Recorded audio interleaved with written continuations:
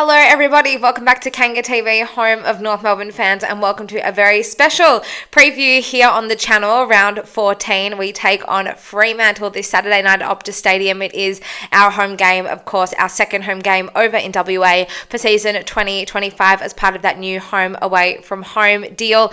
Who better, I thought, to help us preview all of the action than my friend Damo. You may know him from the Footy Mailbag. You may know him from various Supercoach podcasts and the like. He is, most importantly, a diehard Fremantle fan and just the person I need to help me preview all of the action in what is shaping up to be a very intriguing clash at Optus Stadium. I'll leave you with a little bit of a fun, slightly delusional fact. Fremantle has not won a game coming off the bye since 2021, so that could add a little bit of spice and a little bit of extra confidence in North's favour as well, coming off a win against West Coast over at Hands Oval in Bunbury over the weekend. Can we make it 2 from 2 over in WA to kickstart what will hopefully be a very successful partnership for North Melbourne and the Western Australian government? I guess only time will tell. Anyway, I'm not going to waste any more time. Here's Damo, and here is everything you need to know ahead of our round 14 clash against the Fremantle Dockers. Damo, welcome to Kanga TV. Oh, it's great to be here, Marnie. Kanga TV has been on fire since you started it, and great to finally come on the channel and see what it's all about. So we've been friends for such a long time, and this is like the first time we've ever filmed anything together, which blows my mind. I feel like I've known you for a good like 6 or 7 years now. It's been a while. It's definitely been a while. Well, better now than ever. Ahead Yep. of our round 14 clash, North's home game against Freo, which I think is a really nice little sweetener for both Freo and West Coast, and it will be at least for the next 3 years. Let's Yeah. just go back 8 months when the deal was initially announced. What did you think of it when all of this came to light? I mean, I had heard whispers through the media that the Dockers were trying to organize ways to travel less. So I assumed that there'd be some team that would, sell a home game or something to play one over here. I did not think it would be North Melbourne. I expected St Kilda or Essendon or someone along those lines because Essendon have a large fan base over here and so does St Kilda for some reason. So, I mean, it would be one of those teams that would do it, but I mean, Essendon have a massive following in Melbourne, of course, and St Kilda, well, they've decided that they don't want to sell their home games anymore. So I didn't know who was going to come across, but yeah, I wasn't sure it was going to be North Melbourne. But the fact that they've done it and they seem to have a lot of support, especially we saw down in Bunbury all the support that they had. So it must have been a good decision for them, and hopefully Optus Stadium can sell out for them. I believe WA is our second biggest supporter base. So our biggest outside of Victoria and our Yeah. second largest around the country. So I think it makes sense. I believe we have sold home games in Perth in another lifetime, like quite some time ago.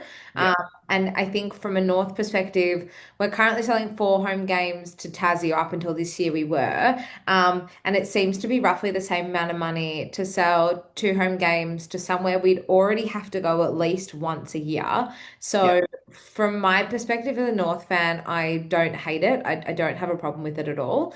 If we are going to have to sell home games, it just seems like being a smaller Victorian club, we don't make any money from pokies. It kind of just feels like a good move for us at this stage, especially because we beat West Coast last week over in Bunbury, which kind of got us off to the dream start as well from that perspective.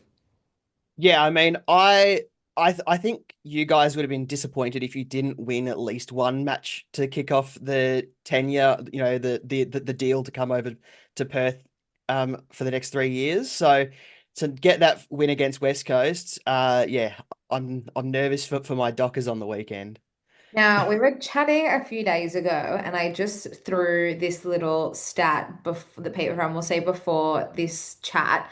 Um, The Dockers have not won a game off the bye since 2021. You did have the bye in round 13. Is that the only reason you're feeling nervous for this clash? I don't know which team's going to turn up.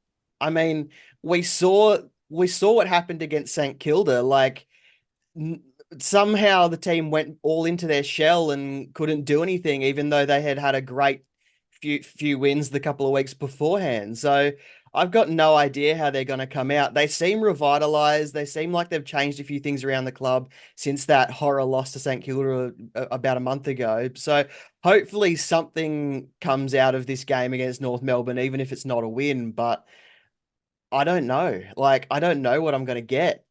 Yeah. I feel like that's kind of been the thing, the way I see Fremantle season.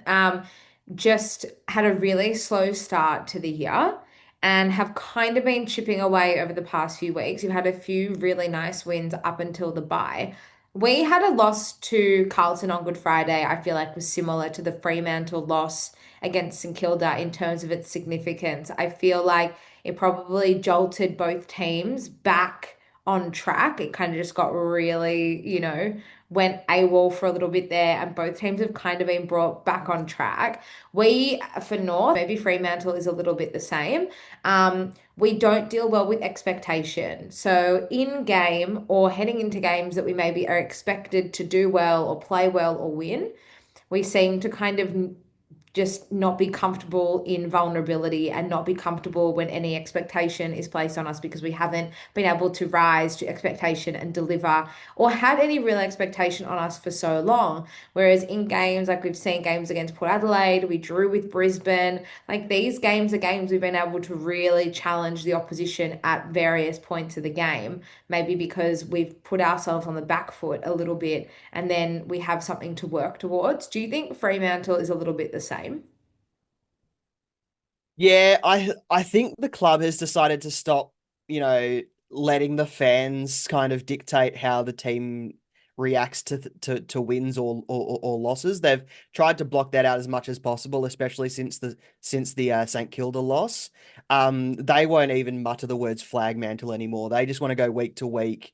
They want to just, focus on what's happening in that game coming up. They don't want to focus on the fixture or who's going to be available or anything along those lines. So becoming a week to week team, I think, is better for the psyche of the players, but they got to like I don't know how they're blocking out anything from outside because there's some places that you look and they've kind of run like the wind with some of this flag mantle stuff. Yeah, especially, I mean, Western Australia is not a big place, and there's two teams, and like I've lived in Perth and you guys are like football mad over there. So I find it very impressive if they have been able to kind of block out some of the noise because the noise is so loud over there. I guess part of it is very much focused on West Coast and it kind of always has been, and Freo maybe has had a bit of the little brother syndrome. But Fremantle are the more successful, I should say, of the two sides at the moment. How have you found that sort of crosstown rivalry in the past couple of seasons? It's so interesting because I mean West Coast not doing well is actually bad for WA football as a whole because they bring in so much money. Yeah. So anything that West Coast does to try and up their value, get the fans on board and all that, all the media over here, all like Channel 7, the West Australian, all those sorts of things, they'll pump up whatever West Coast does. They draft Tom McCarthy in the mid-season draft. Awesome. Let's do a big page spread of who Tom McCarthy is. They draft Harley Reid. Every day is Harley, like that sort of thing with West Coast. With Fremantle, they land Shy Bolton, and it's a little article on about 3 pages in, and then no one cares. So so the media over here knows where the money is, and I don't think Freo care anymore. I just think they get on with business. They used to care so much, but now they just don't care. And yeah, to be honest, I can't remember the last time I read a West Australian newspaper because they just don't care about Fremantle, even though they should. No, they really don't. It's quite humorous, some of the front pages or back pages, I should say, that they share on socials, the night before or the morning of. And it's quite comical, some of the stuff that comes out of there. One more thing I'll ask you about the media before we get into the game. Today, we're filming this on Thursday. The video will come out Friday. This morning, it was announced that Cozzy Pickett has re-signed and recommitted to Melbourne. He signed this really long, I think it's a 9 year. 9, yep. Yep. He has obviously been heavily linked with Fremantle for majority of the season so far. How Mhm. did you feel seeing that new? It's sort of been bubbling over the past 48 hours, then it was officially announced today. Oh, look, I would have loved to have Cozzy at Freo, but I think Pickett's signing with Melbourne was just a signal that Freo had successfully shut down the Jackson talk. Yeah. And I know people will still link him to places like Geelong, who apparently have a war chest that they'll be able to use within the next couple of years. But I think Freo successfully shutting down the Jackson talk led to Cozzy then being locked away by Melbourne because Melbourne knew that that wasn't going to be the trade. Um, so yeah, I'm pretty happy that it shut down the Jackson talk. I think I'd prefer Jackson over Cozzy if I had to pick. I think Jackson's more important, more of a unicorn, you know. Yeah. Cozzy is a small forward. We've got guys coming through. They're not at the level that Cozzy is at the moment and might never be. But I think Jackson is going to be the harder one to replace. Well, that's a perfect segue to Saturday night's game because that's one of the things I want to talk about. The teams were announced just before we jumped on to record. There's no changes for Freo, on the back of the team that played a couple of weeks ago. For North, we've got one change. You don't really change much coming off a win. So Charlie Comben's out with a cracked shoulder, and in comes Callan Dawson to replace him. There was a potential idea that we might be looking to bring in a second ruckman to support Tristan Cherry. Obviously, going up against Jackson. Jackson killed us when we played in Melbourne last year, and Sean Darcy. Tristan Cherry looks like he'll be doing it solo. Jack Darling will chop him out in the ruck when needed, but X has obviously built up enough of a tank over the past 12 months that, Clarko's comfortable with him taking the reins there. How do you see that ruck battle shaping up? Because I, for one, am quite frightened and quite surprised that we've gone again with a smaller forward line and are going to use Darling in the ruck. I would have thought we would have gone for three tall forwards and that third to be a hybrid, like a Brintickle travelled over with the side. And I thought that would be a Yeah. change we may look to make. That's definitely one that really, really scares me. Well, Sean Darcy being in the side allows Luke Jackson to also play as a big bodied mid, which he did against the Suns. So it depends on how they feel Cherry is going against Jackson, if that's how they start it. If they feel that Cherry is getting too much dominance in the center, they'll bring in that bigger body and Darcy to take on Cherry when they need him. But Jackson's athleticism also could possibly get the better of Cherry the other way, where Cherry doesn't quite have that same burst of speed, that same creativity around the ball. Um, Great player Cherry is, but different player to Jackson entirely. Yeah, they are. I feel like Darcy and Sherry are probably a more like for like. Now, Yeah, Sherry does have an element of athleticism. He is a great clearance player for us. He's also a great tackler for us. He kind of does it all in the middle of the ground. He can get around the ground as well. He's a really nice mark. He's added that element to his game. He's not bad in front of goals either. So he kind of can do it all, but he's only one person. Whereas you've got yeah. a two-headed monster, quote unquote, with Jackson and Darcy in the middle, which I find is going to be quite interesting. The other one I find quite interesting is our back line. Obviously, Charlie Comben going out is a huge loss for us. We already are down Aiden Core. He stayed in Melbourne with a bit of a calf issue. Jackson Archer is coming back through the VFL this week, but there's three of our best, I would say, defenders. Toby Pink's had an incredible year. Callan Dawson is solid in defense. I just don't know how he's going to be able to tackle um, the firepower, I guess, that Freo have up forward. And then Griffin Logue's had Griffin Logue all too well. He's had a really odd start to the year as well. So I don't know how I feel and how confident I am in our back line at the best of times. And I'm sure a lot of this fan base could echo that. I don't Yeah. know how we're going to go on Saturday night. Yeah, well, to throw a joker into the pack of the ruck talk, Patrick Voss can also ruck. So that means Jackson could also spend time forward if we need to. So that would create more issues fit for your defense, to cover him as well if that's what happens. But yeah, like I feel like Toby Pink will go to Josh Tracy, and then outside of that, I don't know what the matchups will be. I know Griffin Logue has successfully shut down some athletic types. So before when he was at Freo, so maybe he goes for a Jai Amos and Dawson gets Voss. But yeah, it's going to be really interesting. I think the battle of the smalls will be more telling than the battle of the talls. Yeah, because you've got Shy Bolton Yeah. there. Who else do you have forward? I mean, your midfield also really dynamic. I mean, you've got the likes of a Brayshaw or a Sarong. I mean, I feel like Fremantle, there are so many stars in that side, and I feel like a lot of your players are quite dynamic and really versatile, which I think is something we're aiming to build up towards. Your forwards can go in the ruck, and then your midfielders are chipping in and pushing forward and kicking goals. So I feel like you work really well as a unit. Um, and that I think the versatility and the dynamic nature of your side and your players is probably what makes me the most nervous on Saturday night because I know North, when they get overwhelmed really easily, they do find it hard to sort of stop the flow of attack. And we saw that in round two last year. We were free flowing and we were having a field day in the first half, but 10 minutes into the second quarter, when Freo turned the Jets on, we just had no answers.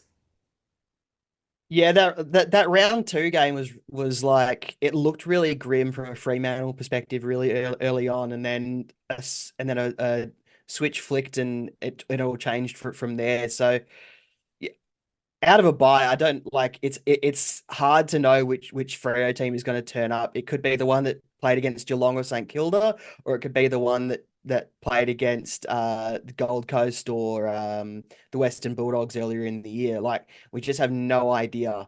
But yeah, down forward got Frederick Murphy Reed's been playing since he got drafted. I don't know how he slipped to pick 17. Sam Switkowski has also been getting on the board a bit lately. Banfield, Erasmus, Nat Fife's in the team still. Like we haven't even spoken about Nat Fife yet, and he's probably gonna be the sub again, but he had 7 disposals in one quarter when he came on against Gold Coast. So he's still got it. It's just a matter of, limiting just managing his game time to make sure you get maximum output. So, across the park, I'm not worried about the names. I'm just worried about who's going to turn up, the sort of form that's going to turn up.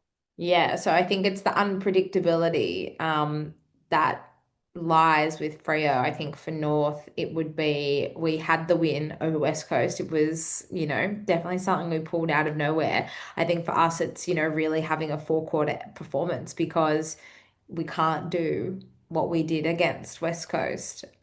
We started pretty well and then we went missing for two quarters and had West Coast kick straight, we would have lost the game. It's sort of as Yeah. simple as that. And bad kicking is bad footy, but on the flip side, it's really pleasing that we were able to sort of manage our way through, and then it only took a quarter to blow them away in the end. Is there anything aside from Fremantle's unpredictability that makes you nervous heading into this game? Like I'm worried about the key forward matchups down back. So Josh Draper's in because Alex Pearce is injured. Yeah. He really didn't do a good job against Gold Coast, so I'm surprised he kept his spot.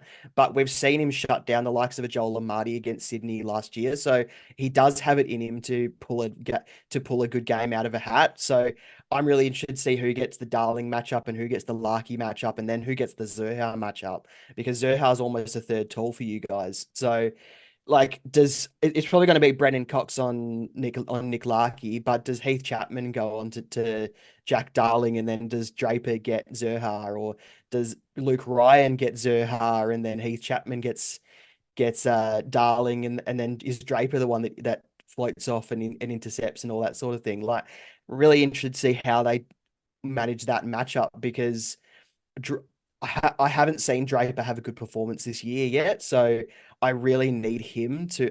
So whoever he is matched up on, maybe Darling. I can see Darling getting close to that 40 goal mark and proving Kane Corn's role. That's my dream. Everyone knows that.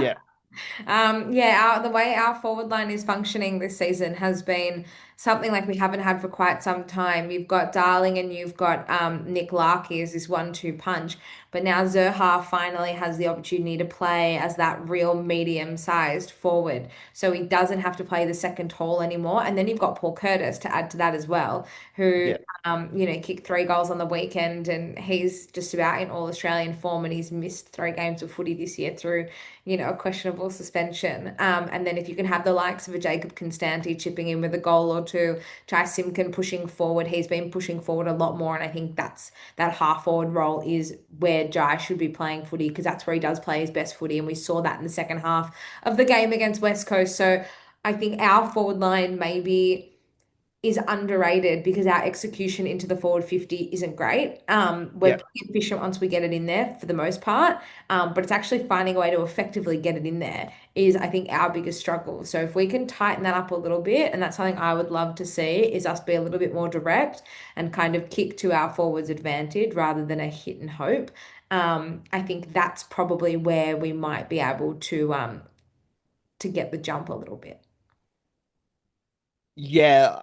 I mean, I don't know where like Freo's good out of stoppage, and so I think that's where they're going to get the best ascendancy. And it goes back to the ruck talk, the ruck discussion that we had. Like once Freo work out the best mix against the guys that you put in there, they're going to be able to work out how to get the ball forward as best as possible.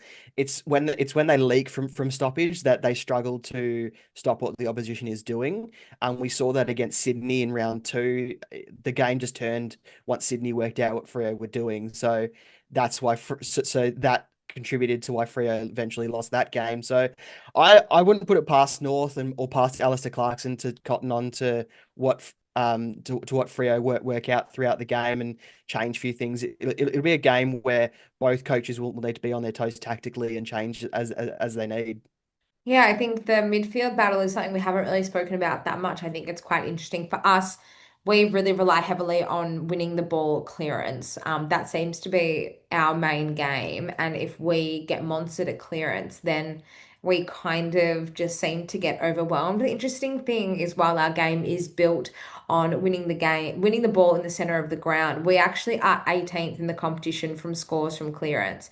So I don't quite know what the connection is yet. I think a lot of it would have to be the fact that our inside 50 is just really poor. So potentially it's just that initial possession and then maintaining possession and eventually getting it into the forward line. But I do think that the midfield of the ruck battle potentially is actually where this game could really be won, because for North, our most influential player just about would be Tristan Cherry. And then I would Yeah, argue that at least, we spoke about Jackson being this unicorn, but that 1-2 punch of Jackson and Darcy, they may be able to kind of figure out where, in what position they might be able to get the better of Sherry, maybe in the middle of the ground, and at the center clearance, it's Darcy, and then around the ground, it's Jackson. I don't yeah, know. I think that is a really interesting storyline for this game for sure. yeah, for sure. The ruck line is going to tell it. It's going to tell a lot. Now, will you be there on Saturday night? Unfortunately, I will not be there. That's a I, shame. r- I really want to go, but because it's a free away game, I my membership doesn't get me in. It gets me it gets me tickets, but that I have to pay for.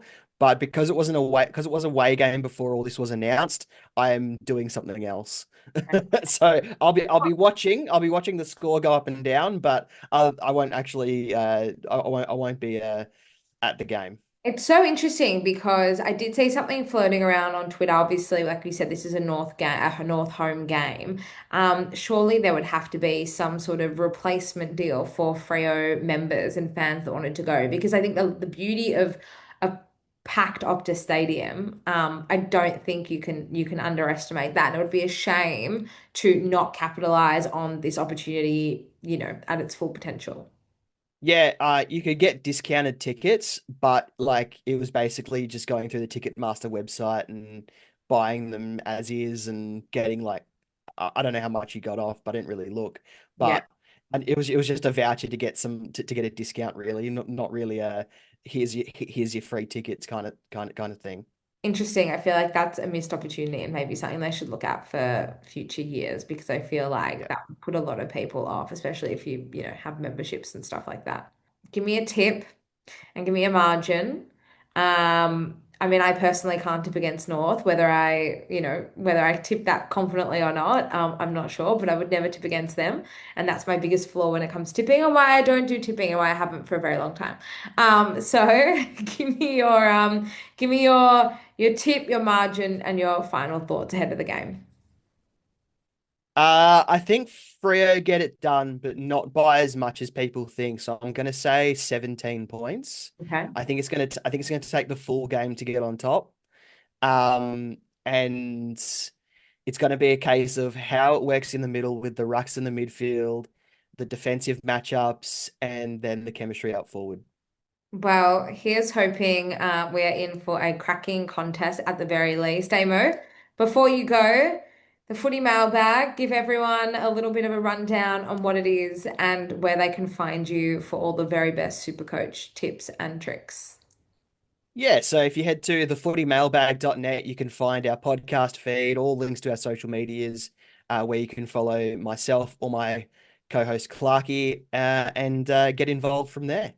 Perfect. Thank you so much for joining me. I have no doubt we will speak in the coming days, and Yeah, especially to discuss the final scoreline, which I hope goes in my favor. I'm so sorry. good luck. Thank you.